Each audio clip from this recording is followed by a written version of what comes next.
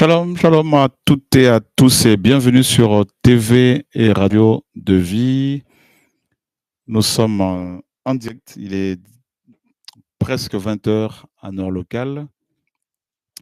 Que le Seigneur soit béni, que le Seigneur soit glorifié. Merci de votre présence. Merci pour votre présence, que le Seigneur soit béni. Père très saint, nous te bénissons, nous te louons, nous t'exaltons, Adonai Yeshua, notre roi. Merci pour ta parole, merci pour ta lumière, merci pour ta vérité qui nous a franchis. Elohim, merci pour la vie. Merci pour la vie. Que ton nom soit glorifié, Père très saint, au nom de Yeshua, Adonai notre maître. Amen. Nous sommes bien évidemment en direct. Que le Seigneur soit béni. Merci pour que le Seigneur soit béni pour vos encouragements, vos prières et pour toutes les belles choses que le Père nous permet de vivre. Donc nous allons ce soir parler des voleurs d'âmes. Donc je pense que c'est un enseignement qui va nous faire du bien. Et voilà, que le Seigneur soit glorifié. Alors, vous pouvez, bien sûr, si vous le souhaitez, poser des questions. Donc, on va parler des voleurs d'âmes. Qui sont ces voleurs d'âmes? Et pourquoi cherchent-ils à voler les âmes? Donc, que le Seigneur nous garde au nom de Yahushua, notre Seigneur et Sauveur, l'Élohim de vérité. J'espère que tout va bien chez vous, que vous vous portez bien. Le Seigneur est puissant, il est vivant et il nous encourage énormément. Que son nom seul soit élevé à jamais. Voilà. Donc, l'âme. Voilà. Donc, que le Seigneur nous garde. Alors, je suis avec mon frère Angelino. On va parler un tout petit peu de l'Angola. Et on va parler un tout petit peu de l'Angola. Et Angelino, bonne nuit. Boa tarde. Bonne nuit. Ok, bonne nuit. Alors, frères et sœurs, dites-moi si le son chez vous est correct ou pas. Parce que la dernière fois, on a eu un petit souci avec le son au micro. Alors, je ne sais pas si vous m'entendez correctement. Ah, un souci. Donc, Angelino, comment ça se passe en Angola? Oui, à l'Angola, merci Seigneur, ça se passe très bien. Les enfants qui sont dans la maison, qui ont été pris dans la rue, ils vont bien. Et hier, sont allés visiter les terrains, puisque depuis hier, la fondation du mur de clôture du CHI, du centre hospitalier du pain quotidien, a commencé. Et les maçons, aujourd'hui encore, ils étaient sur place pour continuer la fondation. En tout cas, ça se passe très bien. Les voisins aussi ont été touchés, notamment il y a un couple hier qui sont venus, on a échangé directement par téléphone, par WhatsApp, par les frères qui sont sur place. Ils étaient touchés, ils vont prier pour la construction de l'hôpital, pour cette œuvre. On les a expliqué un peu la vision que le Seigneur a donnée. Ils étaient contents. Il y a aussi d'autres voisins qui ont dit personne ne peut toucher ces terrains. En tout cas, c'est le terrain du Seigneur, c'est l'hôpital de Yoshua. Et ça nous a beaucoup encouragés d'attendre de telles paroles, de tels encouragements. En tout cas, vraiment, on voit que le Seigneur est glorifié. Et donc, les travaux de l'hôpital, donc, il y a un souci technique. Donc, si j'ai bien compris, les travaux, bien sûr, de l'hôpital ont repris, hein, les travaux. Donc, on va vous montrer, frères et sœurs, quelques images de la reprise des travaux d'un centre hospitalier à Luanda, en Angola. Oui, c'est à Zangotrèche. C'est une bonne initiative. Il y a aussi un officier angolais qui est ici à Paris, à l'école de guerre, lorsqu'il a vu les images de la première mission en Angola, il était vraiment touché. Et il a découvert l'évangile à travers les œuvres sociaux. Il ne pensait pas que dans la parole, dans les évangiles, il y avait aussi le côté hôpital, le côté soins, accès aux soins. Et ça, ce sont les images auxquelles on a reçu des frères qui sont sur place en Angola. Ça, c'est le camion des graviers, hein, des pierres qui est venu pour la fondation. Il y a aussi un autre camion que vous allez voir qui est venu aussi, qu'ils ont déposé les sables. Il y a plusieurs matériaux qui ont été déposés, notamment les ferrailles pour la fondation. Et au fur et à mesure, on va recevoir des images. Et il y a aussi, ça on a appris aussi hier, des faux inspecteurs hein, de la mairie en Angola qui sont venus pour dire que non, vous ne pouvez pas construire. Tout de suite, les voisins ont détecté que c'était des faux parce qu'ils connaissent bien la mairie. Ils ont dit, ici, vous ne touchez pas. Ici, c'est l'hôpital du Seigneur, vous ne touchez pas. Et vraiment, ça nous touche énormément ce que le Seigneur fait. Et tout ça grâce à Yoshua Mashiach. C'est lui seul qui est capable de permettre la construction de cet hôpital. Et c'est lui seul qui amènera aussi cette vision jusque là où il a prévu. Et nous croyons à la construction des centres hospitaliers à Luanda parce qu'on voit vraiment la main du Seigneur, on voit comment les terrains, les constructions ont commencé, comment les bien-aimés, les frères et sœurs sont motivés, notamment aussi les Angolais. Les Angolais ici en Europe, hier, il y avait aussi une réunion par WhatsApp justement pour pouvoir soutenir cette œuvre que le Seigneur a donnée et que le Seigneur soit béni, soit glorifié. Un petit mot en portugais. Caros irmãos, né? Começamos agora a construção do centro hospitalar no Zango 3. Então, todos nós angolanos vamos estar unidos para levarmos a bem esta obra que o Senhor nos confiou pela sua graça. É a obra do Yoshua Mashiach. E através desta obra, nós acreditamos que muitas almas virão ao Senhor. Por quê? Porque vão ver o Evangelho de uma outra maneira. O Evangelho nas obras sociais.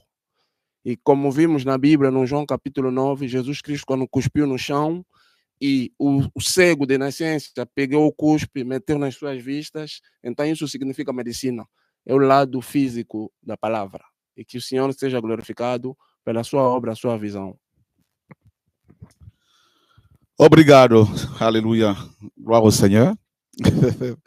Ok, ben, je ne sais pas s'il y a des frères et sœurs, ben, forcément, hein, des frères et sœurs lusophones, hein, angolais, portugais, et puis aussi du Brésil, tout ça, connectés, ben, forcément, vous êtes là, et que le Seigneur soit béni. Et voilà, donc nous avons notre bien-aimé Rodrigo Vasquez qui est brésilien. Hein, et alléluia, donc gloire au Seigneur. Et ben voilà, il y a quelques Angolais qui se manifestent sur le chat. Gloire au Seigneur. Voilà. Donc soyez les bienvenus. Donc pour votre information, on a repris les travaux de la construction du centre hospitalier à Luanda. Alors, j'aimerais rencontrer quelques frères et sœurs angolais. Donc demain, si c'est possible, ceux et celles qui sont en Île-de-France, si ça vous intéresse. Et venez qu'on en parle un peu pendant quelques minutes seulement, parce qu'après, il y aura la formation biblique à 19h. Donc demain, vers 18h, hein, on pourra faire le point sur les travaux de l'hôpital en Angola. Voilà. Gloire au Seigneur, parce que là, on a acheté un hectare. Hein. Un hectare, ça nous a coûté 13 000 euros. 10 000 euros. 10 000 euros, ouais. Voilà, 10 000 euros. Gloire au Seigneur. Et c'est un grand terrain, comme vous l'avez vu, hein, ceux qui ont vu les images la dernière fois. Voilà, c'est un hectare. Ouais, c'est un hectare. C'est un hectare, voilà. Donc il y a de quoi faire. En plus, il y a un aéroport, hein, un nouvel aéroport qui est en construction. Qui a commencé, qui est fonctionnel, ouais. Ok. Donc on est juste à côté d'un aéroport, là, le tout nouvel aéroport de Luanda. Voilà, gloire au Seigneur. En tout cas, on est bien placé.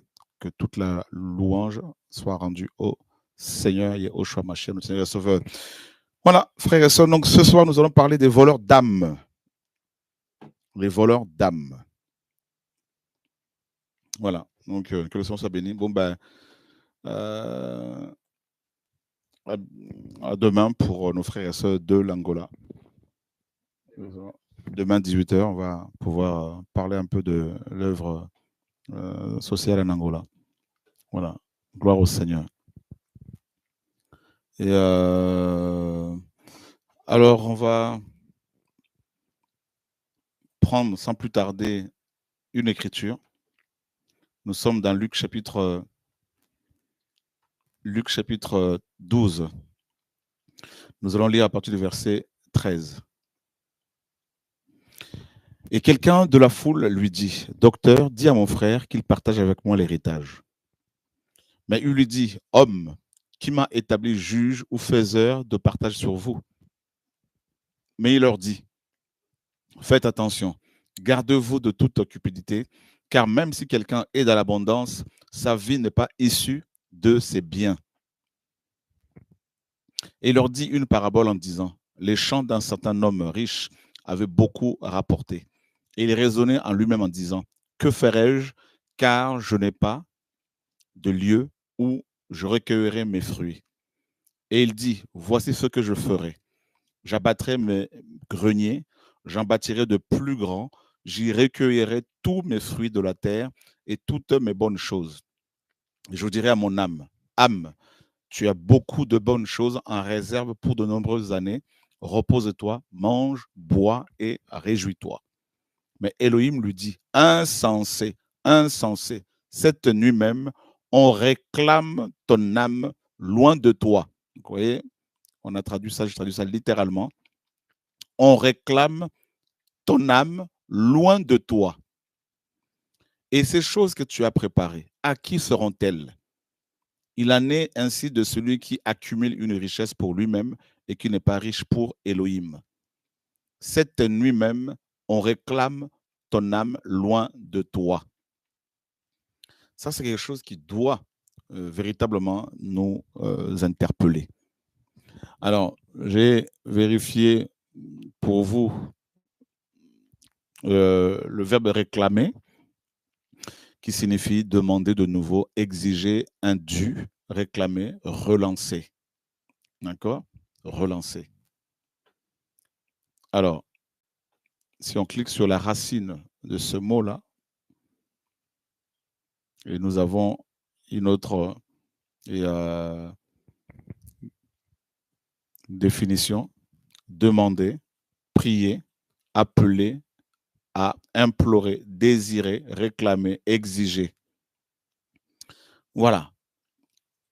Donc, l'homme riche avait des biens. Il avait prévu, mes amis, de se reposer. Il avait prévu une bonne retraite pour son âme. Ce qu'il le dit, hein. Il a parlé à son âme. Mon âme, tu as beaucoup de bonnes choses en réserve pour de nombreuses années. Pour de nombreuses années. Voilà quelqu'un qui faisait, mes amis, beaucoup de projets, qui avait beaucoup de projets pour son âme, mais qui ne savait pas que cette âme était aussi demandée, recherchée, exigée, réclamée. D'accord? Il avait, en fait, il était ignorant parce qu'il était insensé, donc il était vraiment inintelligent. Il ne savait pas que les âmes sont réclamées, les âmes humaines sont réclamées. D'accord? Réclamées, réclamées. Voilà. Et l'homme en question, bien évidemment, était morte cette même nuit. Alors, une question pour nous, pour vous. Qui, à votre avis, réclame les âmes humaines? Qui?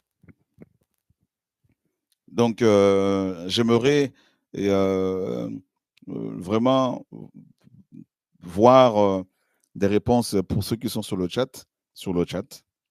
Et qui réclame les âmes humaines, à votre avis? L'ennemi, ok, il faut l'identifier. Satan, le diable, d'accord? Satan. Et bien évidemment, donc nous sommes tous d'accord, c'est le diable qui réclame les âmes humaines. Mais quand on parle du diable, on voit, il y a le diable bien sûr, il y a aussi les démons qui sont avec lui, il y a les sorciers aussi, Et, voilà. Et non, parce que regarde ma sœur Hélène qui dit j'ai longtemps pensé que le Seigneur seul pouvait réclamer mon âme. Non, parce que réclamer ici, c'est demander. C'est demander. Le Seigneur va demander notre âme à qui? À qui? Parce que ceux qui réclament nos âmes, donc Satan, les démons, les sorciers, tout ça, les satanistes, ils réclament nos âmes auprès de celui qui tient l'âme de tout vivant dans sa main. Voyez? Regardez, ma sœur Hélène et les autres, regardez, on va prendre la parole dans Job, chapitre 12. D'accord? Chapitre 12. Regardez le verset 10. On peut commencer même à partir du verset à partir du verset, pour la bonne compréhension, à partir du verset 1er. Regardez. Iov répondit en disant, véritablement, vous êtes tout un peuple, avec vous mourra la sagesse. Moi aussi, j'ai un cœur comme vous. Je ne vous suis pas inférieur. Qui n'a pas autant que cela? Je deviens une dérision pour mes amis, moi qui invoque Eloa et à qui il répond. Le juste, l'innocent, une dérision. Celui dont les pieds vacillent est une torche méprisée. Telle est la pensée de celui qui est à son aise. La tranquillité règne sous les tentes des dévastateurs. Ceux qui provoquent, elles, sont en sécurité. Eux qui conduisent un élat dans leurs mains. Mais interroge les bêtes, s'il te plaît. Elles te l'enseigneront. Les créatures volantes des cieux, et elles t'informeront. Parle à la terre et elle t'enseignera. Même les poissons de la mer te le relateront. Qui ne sait pas, parmi eux tous, que c'est la main de Yahweh qui a fait cela? Lui, dans la main duquel est l'âme de tout vivant, l'esprit de toute chair d'homme. Lui, dans la main duquel est l'âme de tout vivant. Donc, comme le Tout-Puissant a l'âme de tout vivant dans sa main, alors il va réclamer notre âme à qui? Parce que c'est lui qui a formé nos âmes. C'est lui qui a créé nos âmes. C'est lui qui nous a créés. D'accord? Voilà. Donc, je pense que notre sœur Hélène, qui aime le Seigneur, a compris cela. Et comme beaucoup d'autres, comme nous autres, on l'a compris aussi grâce au Saint-Esprit. Merci Seigneur. Donc,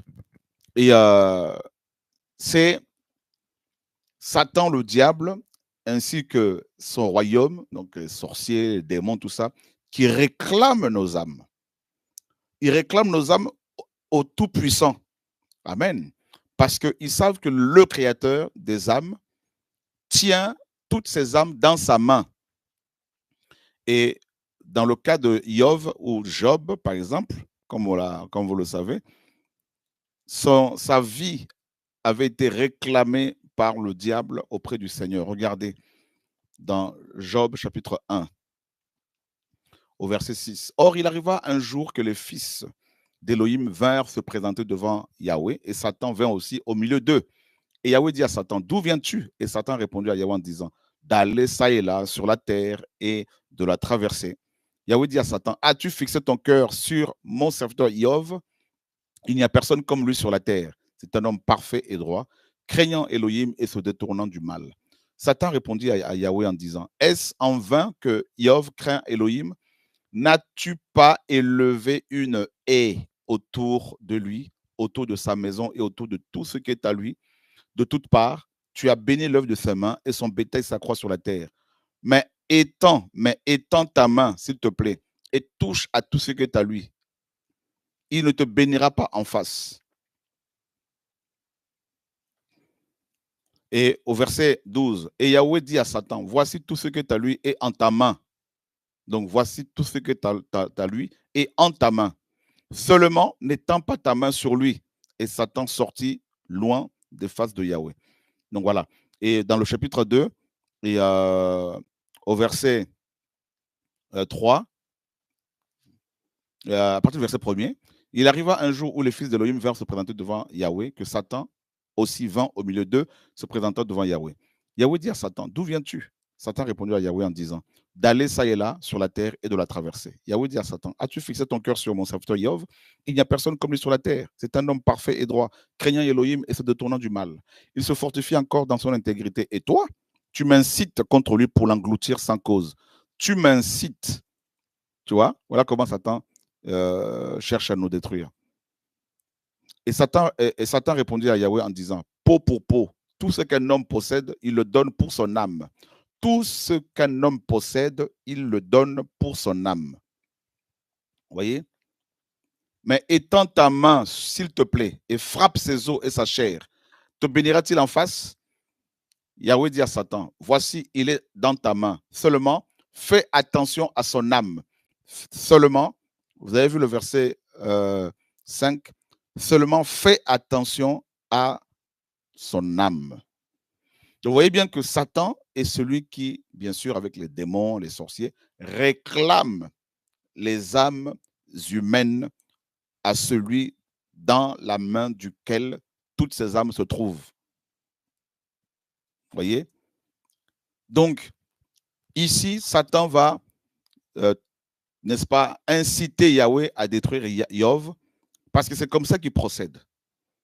Satan ne peut jamais, jamais, jamais détruire un être humain sans demander la permission au Créateur. D'accord? Seul le Créateur a le droit de vie et de mort sur quelqu'un. Seul le Créateur. Seul, n'oubliez jamais cela. Seul Yahweh qui fait vivre et qui fait mourir. D'accord? Et seul, n'oubliez jamais cela. Il faut vraiment que vous l'intégriez. D'accord? Voilà. Jamais, jamais, jamais. Et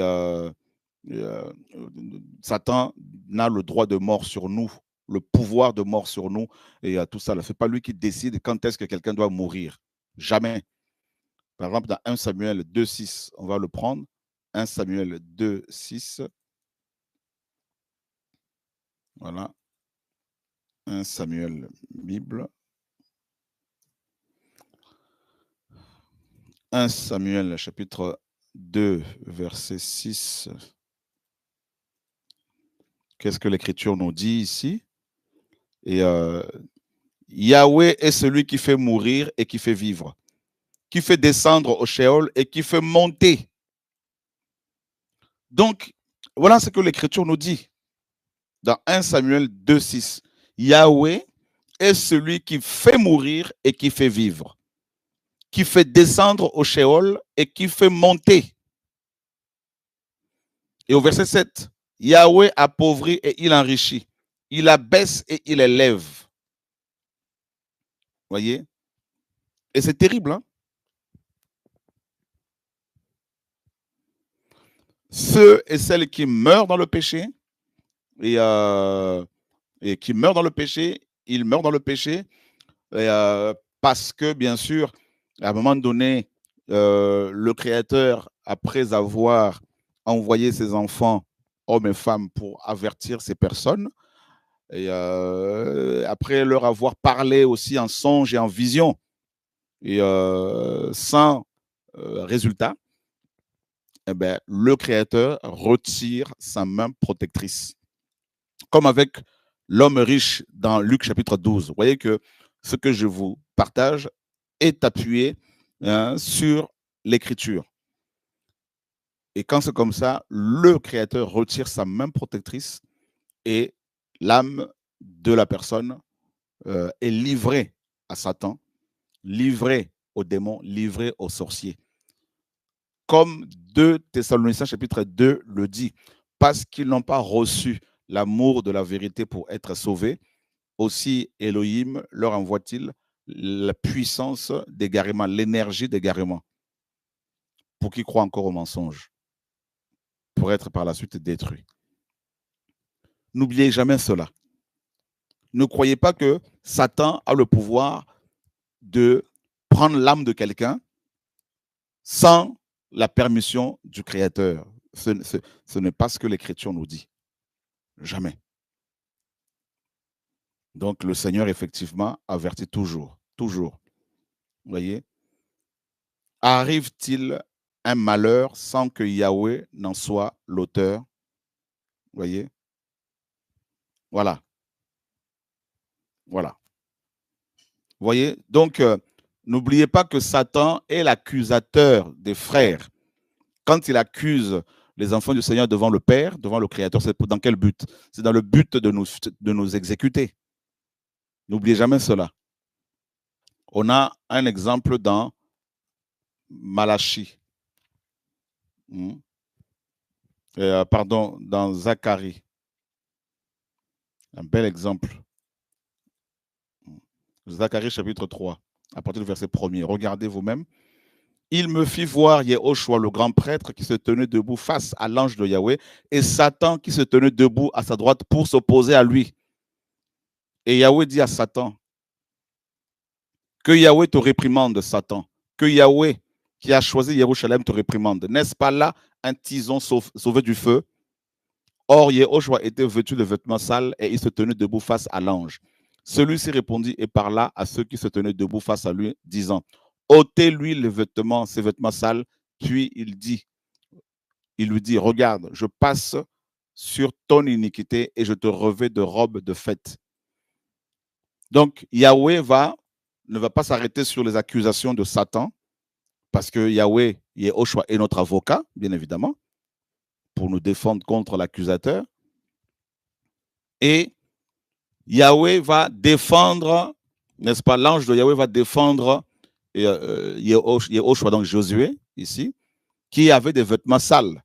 Et Yahweh va lui dire, je passe sur ton iniquité, je passe par-dessus, c'est-à-dire je te pardonne. Vous voyez? Alors que Satan disait, il faut me laisser, en gros, hein, laisse-moi le détruire. Hein, il s'opposait à lui, donc il voulait que Josué, Yehoshua meure, le grand prêtre ici. Vous voyez? Mais Yahweh lui a accordé une grâce. Et il dit quoi? Je passe sur ton iniquité et je te revêts de vêtements de fête. Donc, les vêtements ici, c'est la justice. Voilà comment le Seigneur nous a justifiés. Le diable voulait nous condamner et voulait nous détruire par rapport à notre passé.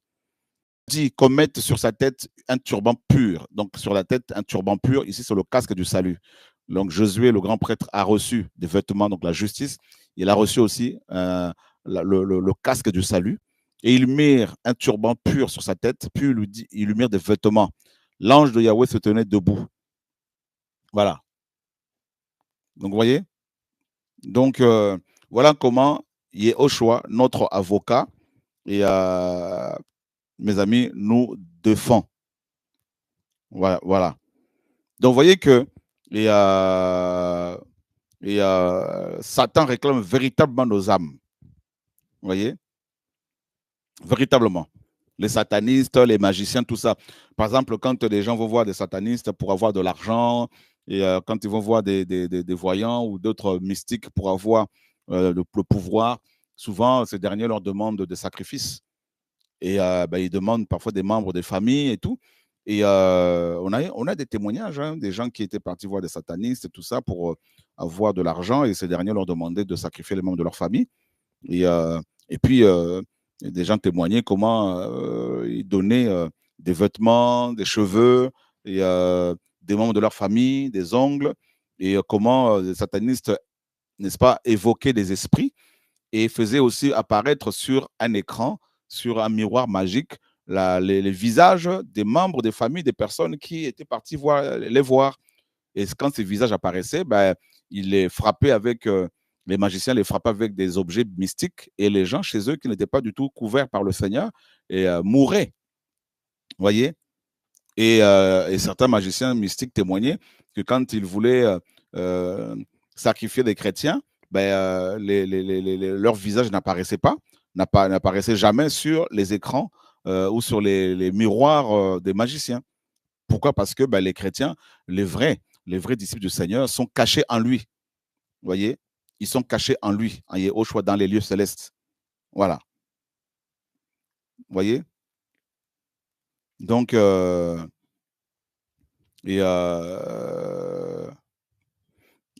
voilà. Non, aucun humain aucun humain ne peut donner son âme pour sauver un autre humain à la place d'un autre humain. Seul le Seigneur a donné sa vie ou encore son âme pour nous. Voilà. Donc n'oubliez pas que le prix pour le salut de nos âmes a déjà été payé. Donc vous n'avez pas à payer un prophète, un pasteur pour une quelconque protection. Le prix a déjà été payé. Hein? N'oubliez jamais cela. Un seul a payé le prix pour que nos âmes soient rachetées. Donc les âmes achetées par le Seigneur, hein, parce que nous avons été achetés et rachetés. Donc, et je crois que demain, si le Seigneur le permet, dans la prophétie biblique, on parlera aussi, si le Seigneur le permet, de deux notions que beaucoup de chrétiens ne saisissent pas, acheter et racheter. Voilà, par rapport aux âmes. Donc, je pense que la formation biblique de demain, on devait parler de la prophétie biblique, mais je pense qu'on va beaucoup parler de ces deux notions-là. Ça va beaucoup encourager les frères et sœurs. Voilà. Donc, seuls les chrétiens dont les âmes sont cachées en Yehoshua Mashiach sont invisibles, hein, à Satan, aux démons, aux sorciers. Voilà. D'accord? N'oubliez jamais cela. Voilà. Donc, c'est très important de souligner ces choses-là, de comprendre cette réalité. Voilà. Donc, c'est très important que le Seigneur soit béni. Et alors, quelqu'un nous donne sur le chat Matthieu 10, 28. Et ne craignez pas ceux qui tuent le corps et qui ne peuvent tuer l'âme, mais craignez plutôt celui qui peut faire périr et l'âme et le corps dans la géhenne. Bien sûr. Et l'âme, l'âme, on peut pas, aucun humain ne peut tuer, ni Satan, ni personne ne peut tuer l'âme. Parce que l'âme, je parle de voler, hein, de voler. Et voilà. Alors, l'âme a aussi plusieurs significations. D'accord? Donc, l'âme a plusieurs significations. Et donc, il y a l'âme qui représente, il y a l'âme qui représente l'être humain. D'accord? Voilà. L'être humain dans son entièreté, c'est-à-dire esprit, âme et corps physique. Il y a l'âme qui représente l'esprit. Il y a l'âme qui représente aussi l'âme, c'est-à-dire le sang. Voilà. Donc, c'est en fonction des contextes dans les Écritures que l'on peut faire la différence entre ces trois nuances-là. L'âme en tant que sang, l'âme en tant qu'esprit, l'âme en tant que âme, corps et esprit. Donc, l'être humain dans son entièreté. Voilà. Donc, Satan peut effectivement voler une âme. D'ailleurs, on les voit, les gens qui meurent parfois avant le temps, ou des païens ou des chrétiens qui ne veulent pas se repentir quand ils tombent dans un péché, qui meurent avant le temps. Leurs âmes sont volées par le diable. Mais ces âmes qui sont en enfer, dans le Sheol, dans le Hadès, ces âmes-là, selon la parole, seront rendues. La mer, nous dit la parole. Regardez, nous sommes dans Apocalypse chapitre 20. Apocalypse chapitre 20. Et Apocalypse chapitre 20, regardez le verset 15. Le verset 15, regardez. On peut même commencer à partir du verset 11. Et je vis un grand trône blanc et celui qui est assis dessus, devant la face duquel le ciel et la terre s'enfuirent, et l'on ne trouva plus de place pour eux. Et je vis les morts, les grands et les petits, qui se tenaient debout devant Elohim. Et des livres furent ouverts, et il fut ouvert un autre livre, qui est celui de la vie. Et les morts furent jugés d'après les choses écrites dans les livres selon leurs œuvres. Et la mer donna les morts qui étaient en elle, et la mort et le Hadès et l'Hadès donnèrent les morts qui étaient en eux, et ils furent chacun jugés selon ses œuvres. Vous voyez? Donc les âmes qui sont volées par le diable, les sorciers, les démons, se retrouvent en enfer, effectivement, hein, dans le Sheol. Et ces âmes-là ne sont pas, je veux dire, tuées, c'est-à-dire complètement détruites, annihilées, effacées. Pas du tout. Parce que lors du jugement dernier, la mort, le Hadès ou l'Hadès, la mer, rendront les morts, les âmes qui sont en eux. Vous voyez? Voilà. Voilà. Donc, que le Seigneur, frères et sœurs, soit béni. Donc, le Seigneur est vraiment notre refuge, et vraiment notre protection et notre couverture. C'est pour cela que vous ne devez pas chercher des couvertures spirituelles parmi les hommes.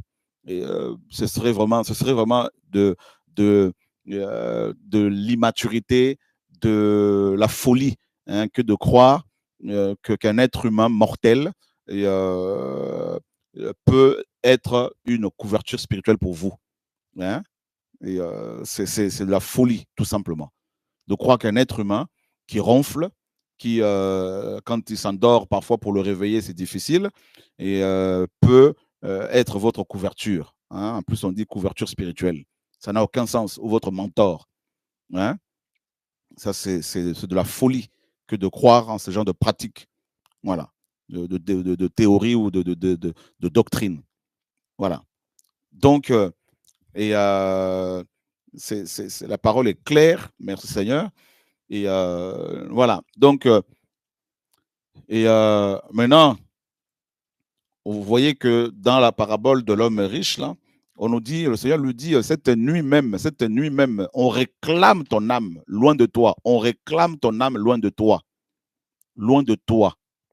On réclame ton âme loin de toi. C'est terrible, hein? On réclame ton âme loin de toi. Donc, quelqu'un réclame ton âme. Réclamer l'âme de cet homme riche. Alors, on va voir dans les Écritures si, effectivement, il y a eu des cas, des personnes dont les âmes étaient réclamées. Et on va prendre 1 Samuel 25, 26. 1 Samuel, chapitre 25, verset 26. 1 Shemuel 25, 26. Alors, regardez ce que l'auteur ici raconte. 1 Samuel, 1 Shemuel 25, 26. Hop. Regardez ce que David, je crois que c'est David, hein? Maintenant, mon Seigneur Yahweh est vivant et ton âme est vivante. Et Yahweh t'a empêché, non, ça c'est Abigail. Et Yahweh t'a empêché d'en venir au sang. Il te sauve de ta main. Et maintenant, que tes ennemis et ceux qui cherchent du mal à mon Seigneur deviennent comme Nabal. Deviennent comme Nabal. Et voilà, donc c'est très important de comprendre qu'il y a des gens, effectivement, qui réclament aussi nos âmes, qui cherchent nos âmes. Il y a 1 Samuel 25, 26. 25, 26. Ouais. Et pardon, qu'est-ce que je raconte? 1 roi 19, 10. Voilà, autant pour moi. 1 roi 19, 10. 1 roi 19, 10. 1 roi 19, 10. Regardez.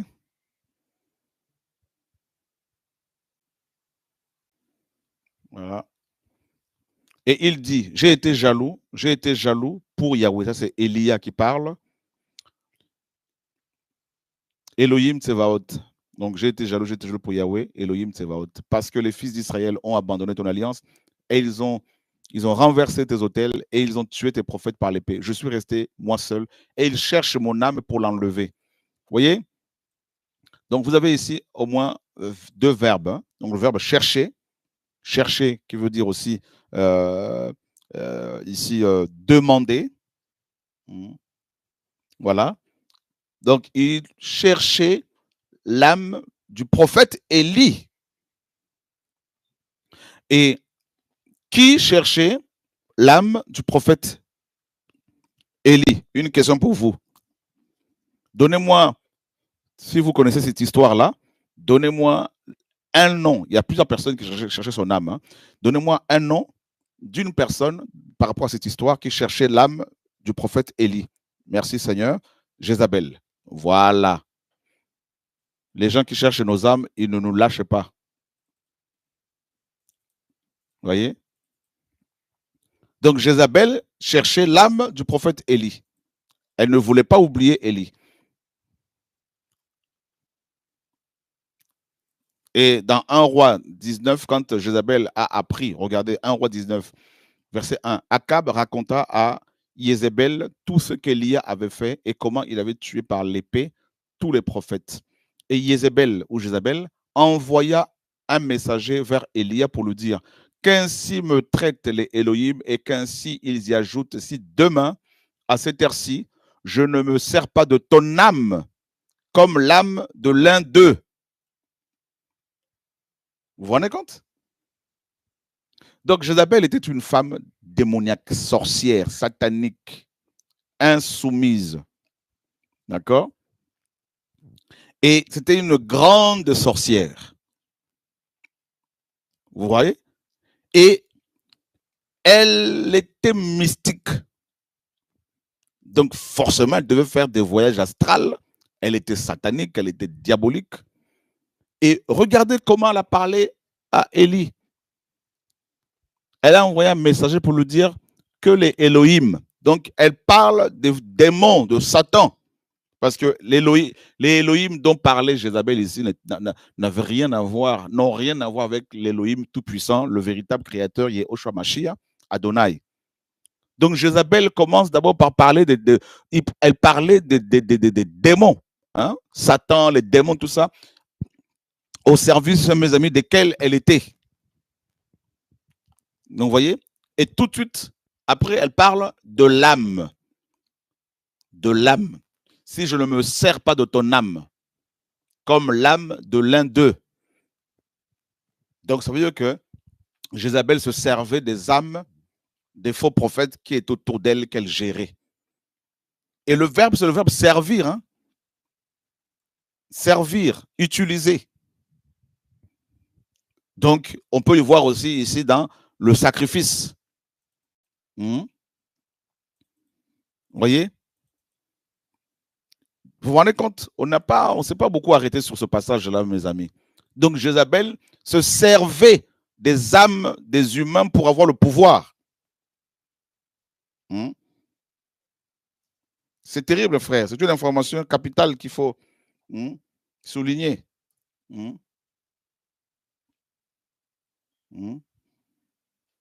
C'est terrible.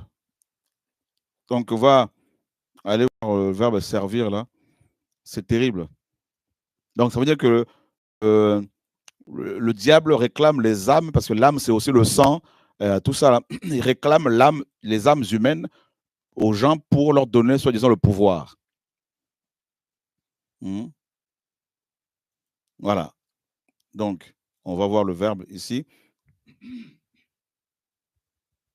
Donc, voilà, le verbe, c'est mettre, placer, servir, disposer, désigner, faire. Donc, Jézabel se servait des âmes humaines pour son pouvoir, pour diriger, pour manipuler son mari.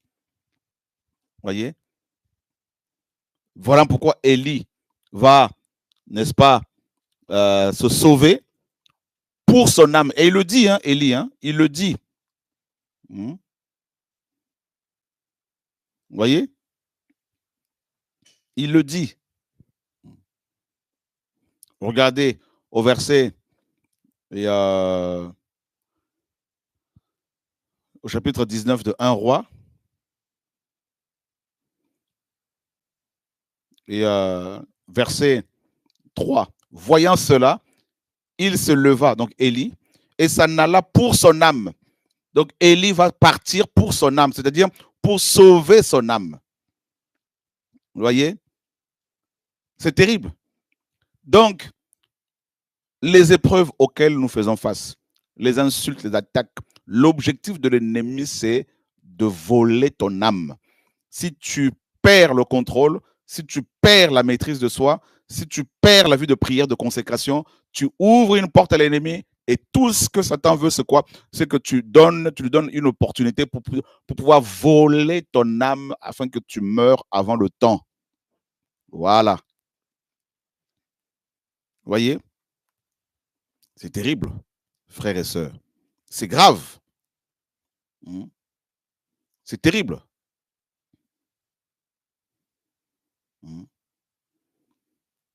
C'est terrible.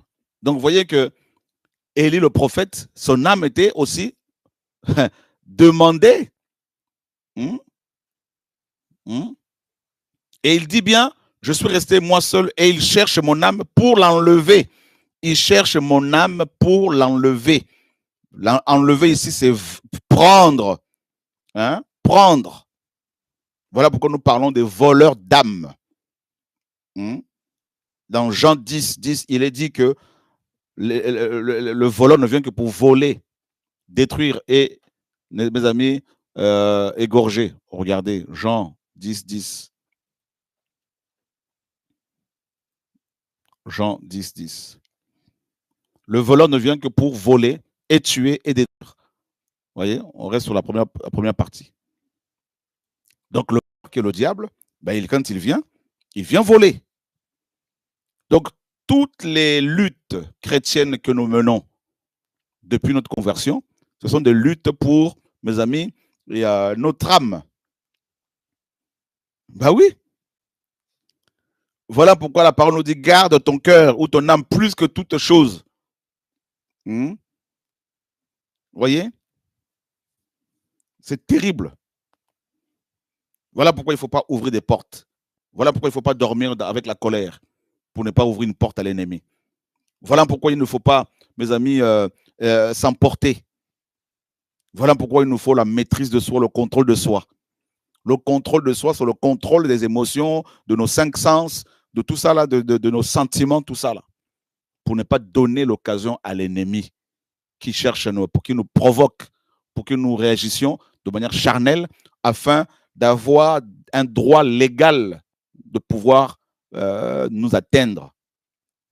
Voyez? C'est terrible. Regardez votre information. Regardez. Regardez. Vous allez voir dans Actes chapitre 20. Regardez. Paul prêche pendant des heures et des heures, toute une nuit. Il y a un jeune homme, Eutychus, qui tombe du ciel, enfin, qui tombe du 3e étage et il va mourir. Regardez. Actes chapitre 20.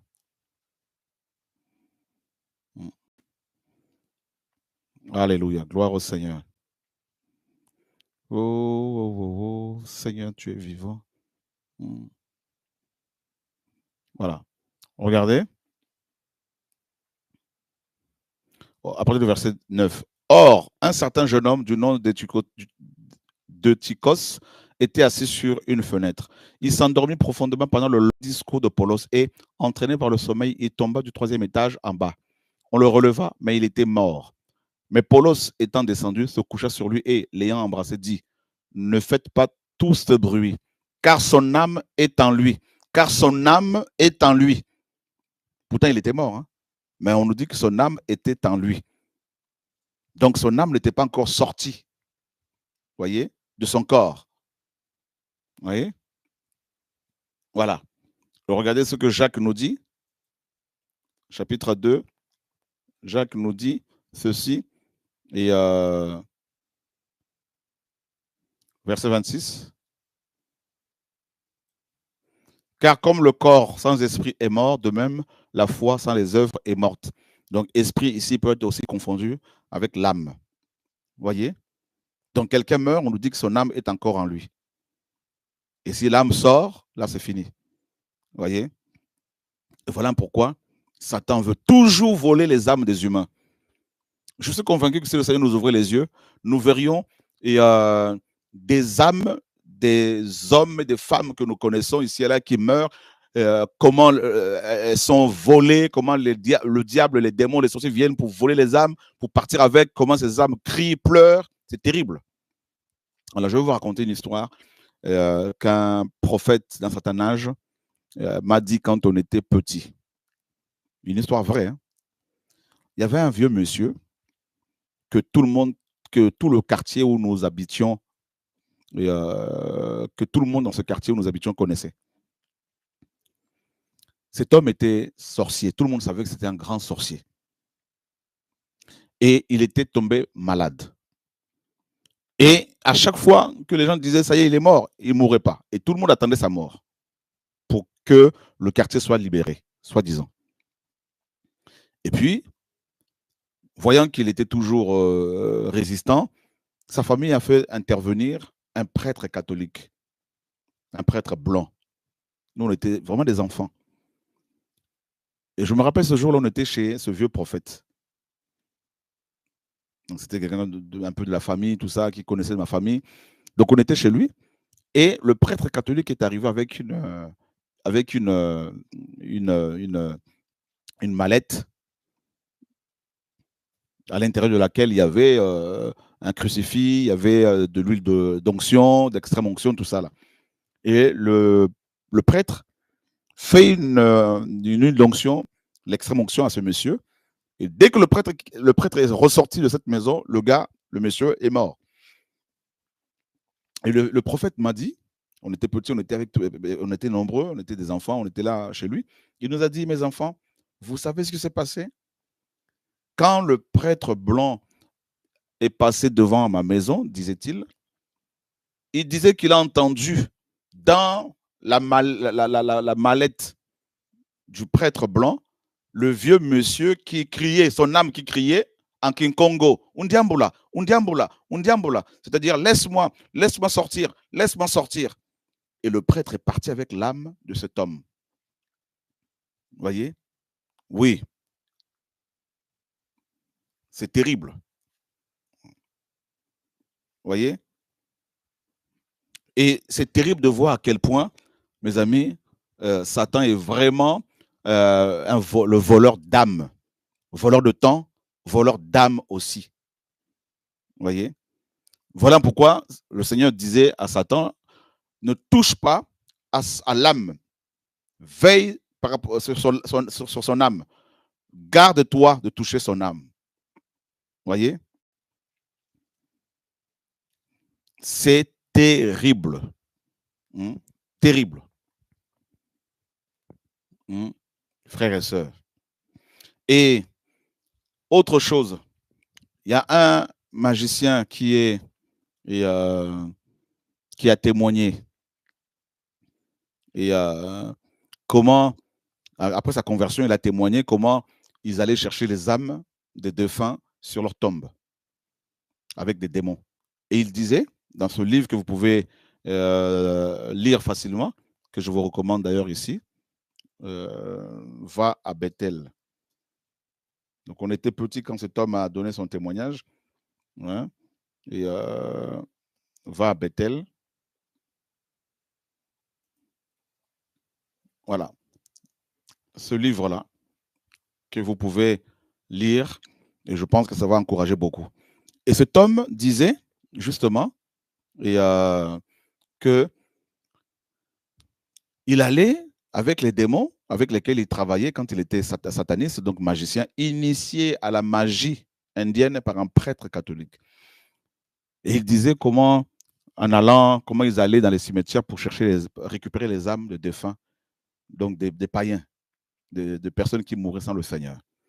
Et il disait que il ne comprenait pas que certaines tombes soient vides. Et il était choqué à chaque fois. Parce que quand ils arrivaient au cimetière, ils voyaient que certaines tombes étaient vides. Et il a demandé aux démons un jour, mais pourquoi certaines tombes sont vides alors que d'autres sont, les esprits, les âmes nous attendent là parce qu'elles sont perdues, on vient, on les récupère et puis on les amène dans l'autre monde. Et les démons lui ont dit, eh ben, les tombes vides sont des tombes des chrétiens. Le vieux papa, donc le Tout-Puissant, le Créateur, avant que nous on arrive, ben, il envoie déjà ses anges, ils viennent, ils récupèrent les âmes de ses enfants et ils partent avec dans un monde très très haut, hein, qui se trouve très haut et dont ils n'ont pas accès, hein, donc les démons. Et ce monde où les âmes des saints sont amenées est un monde invisible aux démons, alors qu'eux-mêmes aussi sont invisibles. Vous voyez? Voilà. Donc, Et c'est comme ça que ce magicien a commencé à se poser des questions, et des questions qui l'ont amené à se tourner vers, bien sûr, le Seigneur. Vous voyez? Donc, je ne sais pas si je peux trouver ça dans le livre ici. Et voilà.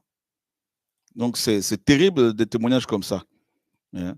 On voit que la parole du Seigneur est vraiment digne de confiance, et les âmes des humains, et sont recherchées, sont volées. Mmh, mmh. Voilà.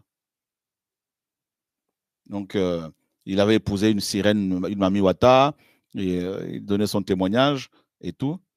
Et voilà, vous voyez. Donc,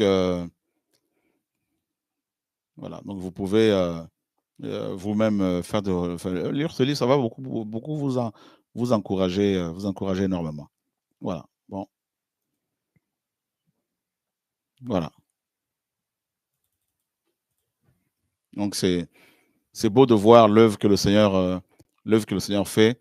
Et voilà. Donc, les âmes sont véritablement recherchées, frères et sœurs. Nous avons, mes amis, nous devrions vraiment rendre gloire au Seigneur. Voilà. Pour ses hauts faits. Voilà. Donc, il est magnifique, il est glorieux, et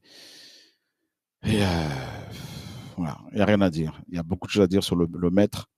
Mes amis, on aura les éternités pour pouvoir proclamer encore son nom et témoigner de lui dans l'adoration, la louange et tout. Mais sur terre, faisons-le déjà, commençons à le faire. Nous sommes dans Psaume 35, verset 4. Psaume 35, verset 4.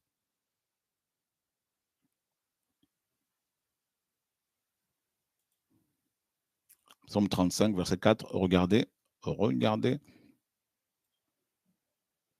Ceux qui cherchent mon âme seront honteux et confus. Ceux qui projettent mon malheur se retireront en arrière et seront confondus. Voyez? Donc, ça, c'est l'âme de David qui était recherchée, hein, cherchée carrément. Donc, Satan cherche nos âmes comme s'il cherchait de l'argent. Voilà. 38, verset 13. 38, verset 13. Regardez ici. Ceux qui cherchent mon âme tendent des pièges. Vous voyez? Ceux qui cherchent mon malheur parlent de calamité et méditent de tromperies tous les jours. Vous voyez? Et David disait que le Seigneur a fait échapper sa vie du filet de l'oiseleur. Vous voyez, des filets mystiques qui sont jetés sur les humains. Ouais, des filets démoniaques. Vous voyez?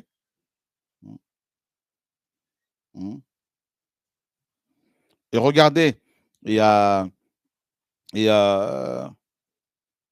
dans Psaume 56.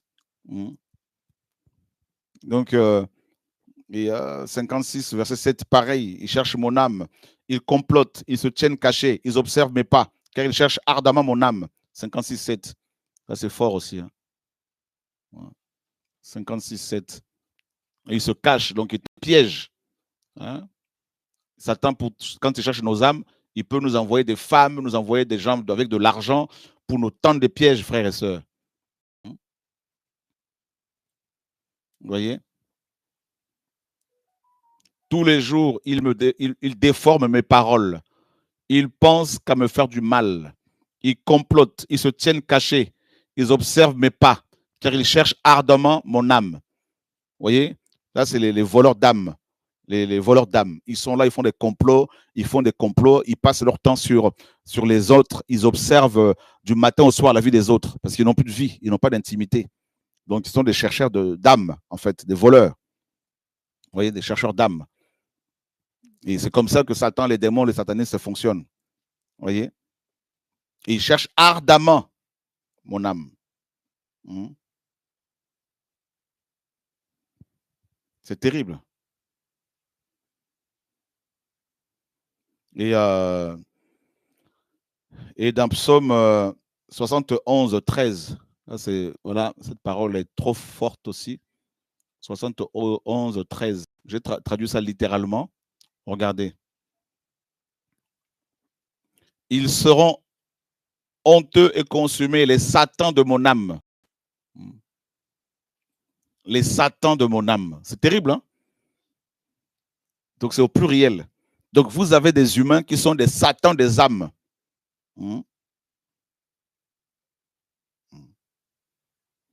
C'est terrible, terrible, terrible, terrible, terrible.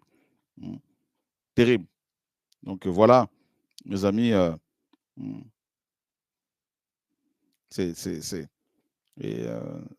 Seigneur ne nous montre pas tout. Si le Seigneur nous ouvrait les yeux, mes amis, on serait complètement choqués. Et s'il nous montrait, mes amis, comment il nous protège du filet de l'oiseleur. Et oh là là là là, les pièges, les machins, c'est terrible. C'est terrible. C'est terrible. Donc, il n'y a que lui, hein, il n'y a que lui qui nous garde. Donc, on va vous montrer un autre passage là sur le filet de l'oiseleur. Et c'est terrible comment le Seigneur garde ses enfants. Nous sommes dans Psaume 124, verset 7. Psaume 124, verset 7. Voilà. Regardez. Wow, c'est fort ça. Regardez comment ce verset est fort. Notre âme s'est échappée comme l'oiseau du filet des oiseleurs. Le filet a été rompu et nous nous sommes échappés. Waouh! Hein? Cette parole est forte et puissante, frères et sœurs.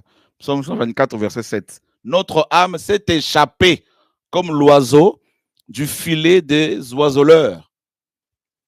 Hein? Le filet a été rompu et nous nous sommes échappés. Waouh, waouh, waouh, waouh, waouh, waouh. C'est fort, effectivement. Ça, c'est un passage qu'il faut aussi beaucoup partager. L'âme s'est échappée.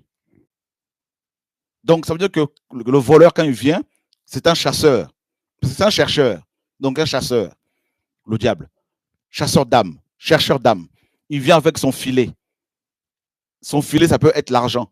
Son filet, ça peut être le péché sexuel. Son filet, ça peut être une belle femme. Ça peut être un homme beau. Ça peut être une chantre. Ça peut être n'importe qui, quelqu'un que tu peux héberger, tout ça là. Mais c'est un filet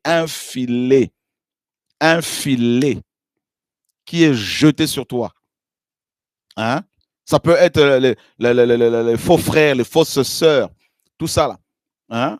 La mauvaise compagnie. Et tu rentres dedans, le filet te chope, t'attrape et c'est fini. Si le Seigneur n'intervient pas là, t'es cuit, t'es pris, tu es enlacé comme ça, comme un serpent qui s'enlace autour, qui te serre, qui s'enroule autour de toi et qui t'étouffe. Ouais. Oui. Waouh, waouh, waouh, waouh, waouh, waouh. Voyez, c'est terrible, frère, comment l'ennemi procède. Et combien de fois nos âmes ne se sont-elles pas échappées comme des oiseaux, des filets, des oiseleurs? Combien de fois, frère, le Seigneur ne nous a pas fait échapper de certaines relations, hein, de certaines amitiés, de certains groupes.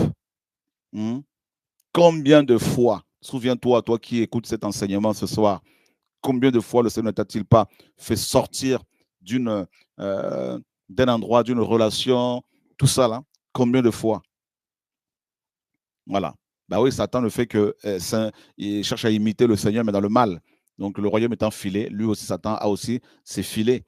Ouais, il tente de filer comme ça, et puis tac, ça tombe sur toi, ça t'attrape et t'es emporté. Combien de fois tu te retrouvais parfois démuni, sans force, et là, la force du Seigneur est tombée sur toi, et là, il y a une prise de conscience, un réveil, et puis tac, tu es sorti de la situation et puis là, tu te dis, waouh, waouh, waouh, Seigneur, waouh, waouh, waouh, waouh, waouh. Hein, j'étais déjà parti, mais là, gloire au Seigneur. Et là, l'auteur dit de Psaume 124, verset 8, il dit, au verset 8, notre secours est dans le nom de Yahweh qui a fait les cieux et la terre. Waouh, notre secours est dans le nom de Yahweh. Voilà pourquoi il est dit que quiconque invoquera, quiconque fera appel au nom du Seigneur sera sauvé, sera délivré. Voilà. Voyez? Voilà pourquoi nous devons invoquer constamment le nom du Seigneur. Constamment, nous devons, mes amis, prier. Tu veux te coucher? Prie, même si c'est 3 minutes. Prie le Seigneur. N'est-ce pas? Rappelle au Seigneur parce qu'il le sait. Mais rappelle-toi à toi-même aussi que ton âme est dans sa main. Vous voyez? C'est très important. Et l'âme a besoin de la parole pour être sauvée. Et Jacques le dit dans Jacques 1. Jacques 1 le dit. Voilà. Jacques. Alléluia. Et, 1 Pierre. Oh Seigneur. Magnifique parole, Seigneur. 1 Pierre chapitre 1, verset 22. Ayant purifié vos âmes par l'obéissance à la vérité, par le moyen de l'esprit, pour un amour fraternel sincère, aimez-vous ardemment les uns les autres d'un cœur pur. Alléluia. Alléluia. Donc nos âmes sont purifiées par le Seigneur. Et gloire au Seigneur. Alléluia. Magnifique Saint-Esprit. Magnifique Seigneur. Il est glorieux. Et nos âmes sont vraiment gardées par le Seigneur. Heureusement, heureusement, heureusement, heureusement. Que le Seigneur garde nos cœurs. Et voilà. Waouh. Seigneur, merci. Combien d'âmes n'ont-elles pas été perdues comme ça?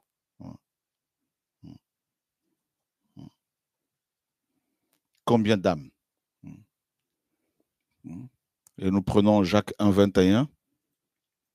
Jacques 20, 21 dit quoi? Jacques 1, 21. Regardez ce que la parole dit. C'est pourquoi, étant débarrassé de toute souillure et de tout résidu de méchanceté, recevez avec douceur la parole qui a été plantée en vous et qui peut sauver vos âmes. La parole seule peut sauver nos âmes, frères et sœurs. Seule la parole du Seigneur. Seule la parole de la croix.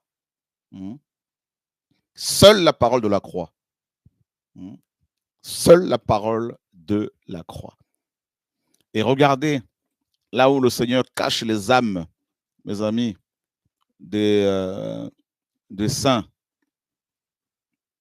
Nous sommes dans Apocalypse chapitre 6, au verset 9, à l'ouverture du 5e sceau. Et quand il ouvrit le 5e sceau, je vis sous l'autel des âmes de ceux qui avaient été tués à cause de la parole d'Élohim et à cause du témoignage qu'ils avaient. Et ils criaient à grande voix, disant, jusqu'à quand le Maître, le Saint et le véritable ne juges-tu pas et ne venges-tu pas notre sang sur ceux qui habitent sur la terre? Et il leur fut donné à chacun une robe blanche, et il leur fut dit qu'ils se reposent encore un peu de temps, jusqu'à ce que et leurs compagnons de service et leurs frères qui sont sur le point d'être tués aussi comme eux soient complets. Donc vous voyez bien que ici l'écriture est claire, les âmes des saints, notamment des saints persécutés, martyrisés à cause de l'évangile, sont sous l'autel du Seigneur. D'accord? Et c'est au ciel aujourd'hui qu'il y a l'autel du Seigneur. Hein? C'est au ciel, pas sur terre. Donc les âmes des saints sont déjà réveillées, donc nos esprits, et amenés là-haut.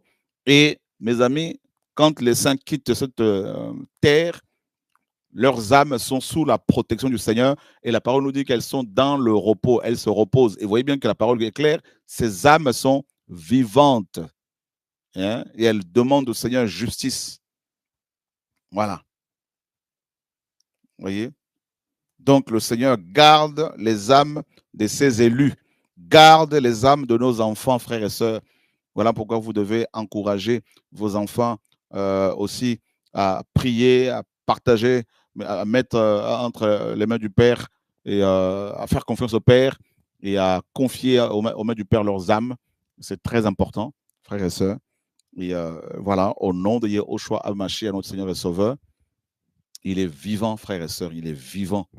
Voilà. Voilà. Il est vivant. Et regardez ce que le Seigneur dit par rapport aux âmes toujours. Alléluia. Hein, dans Ézéchiel, il dit l'âme qui pêche, c'est celle qui mourra. Et le Seigneur ne veut pas que les âmes, les âmes meurent. Oh Seigneur, tu es vivant, tu es glorieux. Que ton nom soit glorifié, que ton nom soit magnifié, Père très saint. Alléluia. Gloire au Seigneur. Qu'est-ce que le Père est magnifique, qu'est-ce qu'il est bon, frères et sœurs. Qu'est-ce qu'il est bon. Il est tout puissant, il est glorieux. Le Seigneur de gloire, alléluia. Le Seigneur de la Bible, frères et sœurs, il est celui qui nous protège et celui qui nous garde. Il est l'Élohim de vérité. Alléluia. Donc, Ézéchiel, chapitre 18. Alléluia. Gloire au Seigneur.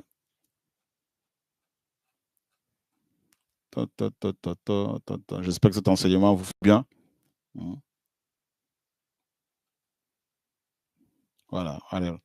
Regardez dans Ézéchiel 18, verset 4.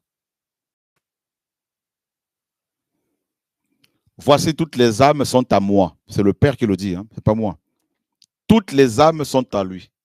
Donc voilà comment voulez-vous que le Seigneur réclame une âme alors que les âmes sont à lui. Vous voyez, frères et sœurs, donc c'est vraiment pas lui qui réclame les âmes. Si tu ne peux pas réclamer quelque chose qui t'appartient déjà. Et il les tient dans sa main. Voilà. Toutes les âmes sont à moi, dit le Seigneur. L'âme du Fils est à moi, comme l'âme du Père. L'âme qui pêche, c'est elle qui mourra. Voilà. Waouh, waouh, waouh, waouh, waouh, waouh, waouh. Alléluia. Alléluia. C'est beau, c'est magnifique. Le Seigneur est glorieux et il est tout puissant. J'espère que cet enseignement vous fait du bien, vous a fait du bien. Et le Seigneur est vraiment celui qui protège nos âmes, qui garde nos âmes, frères et sœurs. Et je ne sais pas, toi qui me suis ce soir en enseignement, qui suit l'enseignement ce soir, qui me suis présentement pendant cette émission, bien sûr, et à qui as-tu confié ton âme? À qui as-tu confié ton âme? Si tu l'as confié aux ancêtres de ta tribu, eh ben, tu seras déçu, hein? Complètement déçu parce qu'aucun ancêtre ne peut nous protéger. Les ancêtres, ils ne sont plus là. Ils ont été vaincus par la mort. Un seul a vaincu la mort. Un seul a triomphé de Satan. Alléluia. Gloire au Seigneur. Que le nom du Père soit béni. Alléluia. Alléluia. Ouh. Comment ne pas louer le Tout-Puissant, l'Élohim de vérité, qui protège nos âmes toutes ces années, mes amis. Des gens font des incantations, cherchent à nous faire apparaître quelque part. Mais le Seigneur dit, niet, ces âmes-là ne vous appartiennent pas. Ces âmes-là m'appartiennent. Hein? Combien de fois, mes amis, l'ennemi n'a-t-il pas mis le paquet, hein? Et quand il disait, cette fois-ci, c'est bon, je veux atteindre cette femme, eh bien, le Seigneur est intervenu. Voilà. Et l'âme a été libérée complètement. Voilà. Combien de fois des frères et sœurs n'ont-ils pas témoigné? Waouh, le Seigneur m'a sorti d'un accident, c'était chaud. Mais même les pompiers, quand ils sont arrivés pour intervenir, ils ne comprenaient pas. Ils disaient, mais comment tu as fait pour sortir de cet accident? Ben oui, monsieur, eh ben, ils m'ont tendu un piège. Mais celui qui règne dans les cieux et était là pour me protéger. Hein? Combien de fois, mes amis, et, dans ton songe, dans ton rêve, dans ton sommeil, n'étais-tu pas, comment dire, paralysé et sans bouger? Tu étais consciente que des choses se passaient autour de toi, mais tu ne pouvais pas crier, tu ne pouvais pas parler. Et tu parlais, tu invoquais le nom du Seigneur, mais ça ne sortait pas. Et te voilà toujours debout. Et tu as fini par te réveiller parce que le Seigneur a gardé ton âme, garde ton âme, frères et sœurs. Waouh! Voyez? Et quand on s'endort, on est complètement démuni, complètement démuni. Hein? Et l'ennemi vient avec ses hordes de démons, font des choses, tout ça là. Mais grâce au Seigneur, on se réveille. Et voilà pourquoi, avant de se coucher, il faut rendre gloire au Seigneur pour la journée. Avant quand on se réveille, la première des choses à faire, c'est de dire Seigneur, merci pour la nuit, pour le sommeil. Merci pour tout. Et Seigneur, merci pour la journée. Je te remets, je remets mon âme entre tes mains encore. Je sais que mon âme est déjà entre tes mains, mais je confirme encore, je proclame encore qu'elle est entre tes mains. Au nom de Yehoshua Mashiach, parce que mon âme t'appartient, parce que mon âme appartient au Seigneur, mais personne ne peut la voler, parce que personne ne peut voler le Seigneur. Donc personne ne peut voler l'âme qui appartient déjà au Seigneur, frères et sœurs. Alléluia. L'âme, notre âme a été rachetée. Rachetée. Regardez, on en parlera demain à la formation biblique. D'accord? Acheté et racheté. On en parlera demain, parce qu'il y a question des âmes que le Père a achetées et rachetées. Alléluia. Gloire au Seigneur. Voilà. Donc, notez bien que nos âmes ont été achetées, nos âmes appartiennent au Seigneur. Et la parole précise, hein, l'âme du Fils comme l'âme du Père. Alléluia. Donc, les âmes de nos enfants appartiennent aussi au Seigneur. Voilà, on le rappelle à l'ennemi, au voleur des âmes. Il y a des choses qu'on ne peut pas voler parce que ces choses-là ont déjà été achetées. Voilà, ont déjà leur propriété. Voilà. Gloire au Seigneur pour sa puissance. Gloire au Seigneur pour son miracle. Gloire au Seigneur pour la parole de vérité, frères et sœurs. Gloire au Seigneur. Quand les ennemis disent cette fois-ci, on l'a eu, on l'a atteint. Cette fois-ci, c'est fini, c'est nickel. C'est là justement que les choses magnifiques commencent. C'est ça la parole, mes amis, du Père. C'est quand les gens disent c'est fini, cette fois-ci, c'est fini, fini, fini, fini. C'est là que les bonnes choses commencent. Voilà. Pourquoi? Parce que quand le Seigneur t'a appelé, mon frère, ma soeur, personne n'était là. Quand le Seigneur t'a choisi, personne n'était là. Quand le Seigneur t'a visité, personne n'était là. Quand le Seigneur t'a visité, même le diable n'était pas là. Alléluia, gloire au Seigneur. Et il a dit, le voleur ne vient que pour voler, dérober et détruire. Hein? Il vient pour voler, tuer et détruire. Mais moi, dit le Seigneur, je suis venu afin que mes brebis aient la vie, afin qu'elle l'ait en abondance. Alléluia. Donc l'ennemi ne peut pas, mes amis, si nous restons entre les mains du Père, il ne peut pas nous détruire. Et on va finir avec un passage de 1 Jean 5, 18. Un passage qui va certainement faire du bien à tous. Hein? 1 Jean 5, 18. Nous savons que quiconque a été engendré à partir d'Élohim ne pêche pas. Mais celui qui a été engendré à partir d'Élohim se garde lui-même et le mauvais ne le touche pas. Ça, c'est une parole terrible aussi. Ça, c'est une parole glorieuse. Celui ou celle qui a été engendré à partir d'Élohim. Vous voyez, on a traduit ici littéralement à partir. Hein? À partir. C'est très important de le souligner. Celui qui a été engendré à partir, parce que vous avez ici le ek. À partir. Alléluia. Alléluia. Oh, magnifique. Oh, alléluia. Gloire au Seigneur. Nous savons que quiconque a été engendré à partir d'Élohim ne pêche pas, mais celui qui a été engendré à partir d'Élohim se garde lui-même. Se garder soi-même, c'est aussi méditer la parole, prier, choisir dans la prière avec qui marcher. Alléluia. Et la parole précise, et le mauvais ne le touche pas. Ne le touche pas. C'est bien écrit, hein? Ne le touche pas. Hein? C'est écrit, ne l'atteins pas, ne le touche pas. Il y a des hommes et des femmes intouchables. Pourquoi? Parce qu'ils ont été engendrés à partir du ciel, d'Élohim.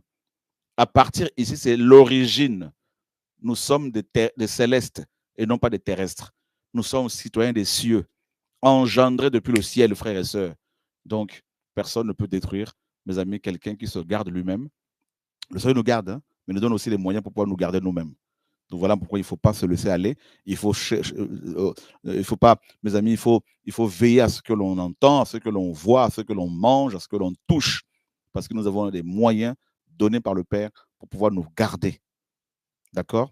On n'a pas dit c'est ton père spirituel parce qu'il n'existe pas. Père dans la foi, oui, mais ton père dans la foi ou ta mère dans la foi ne va pas te garder. Hein. C'est le Seigneur et toi-même. D'accord? C'est très important de le souligner. Donc, nous sommes responsabilisés par le Père. Voilà. Gloire au Seigneur. Que son nom soit glorifié. Frères et sœurs, bonne continuation. Et demain, formation biblique, prophétie biblique, et particulièrement, nous allons parler de la notion d'achat. Donc, nous avons été achetés et nous avons été rachetés. Voilà, il est question des âmes, bien évidemment. Shalom à tous et que toute la gloire soit rendue à celui qui nous a achetés et rachetés, c'est-à-dire Adonai Yehoshua, notre roi. Lui seul mérite la gloire et je pense, je crois, frères et sœurs, que vous l'aimez. Et donc, parce qu'on l'aime, on va lui donner les acclamations. Voilà, mes amis, pour ceux qui sont sur le chat, il y a aussi des acclamations parce qu'il mérite vraiment toute la gloire. Voilà. Gloire au Seigneur.